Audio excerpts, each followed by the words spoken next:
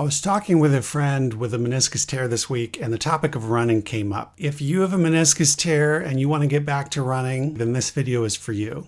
I'ma wake up, do damage. Doing number 7, 6, boredom. Working on nothing, need more though.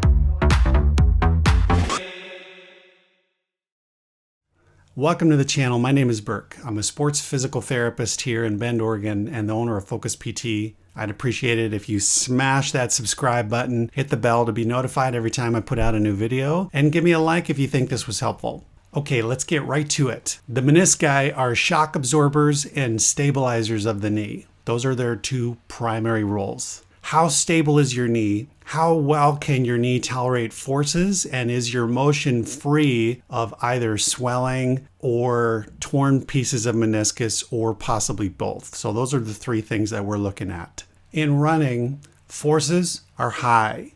Stability demands on the knee are high. Motion, not as much a critical factor with running. You need enough motion to clear your foot, but it's not going to be the same as cycling, for example. Here are my go, no-go rules for getting back to running with a meniscus tear.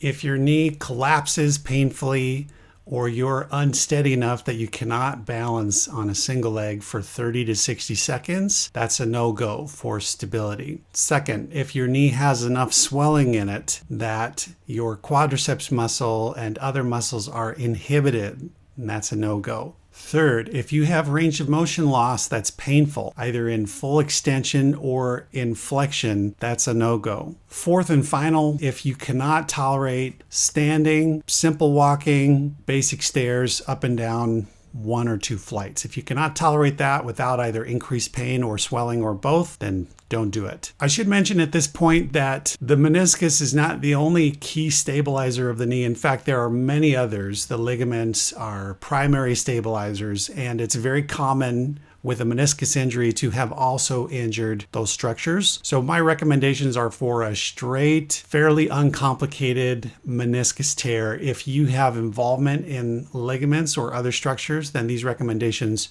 won't apply to you, or they're going to need to be modified. So just keep that in mind. So go criteria. Your knee is stable. You can balance on it, no problem. You can do movements, tippy birds, other exercises with no increased pain and good stability. So that's positive. 2, your knee doesn't seem to be affected by a change of forces. You can stand on it, you can walk on it, you can go up and down stairs. That doesn't mean that it has to be pain-free. It might have an achiness. There might be a little bit of discomfort, but the key is the discomfort does not change when you change your loading. And the last go criteria is your motion. It's full, pain-free through the range, no problems, straightening and bending it. You may wonder, well, how much time do I need to give this? If it's been 3 to 6 months and it hasn't changed, then it's time to see an orthopedic surgeon or an orthopedic physician. Contact a good sports PT to make sure that there isn't any other structure that might have been injured that could be holding you back. So there you have it. Those are my real quick go, no-go guidelines for getting back to running with a meniscus tear. Thanks for watching, and we'll see you again soon.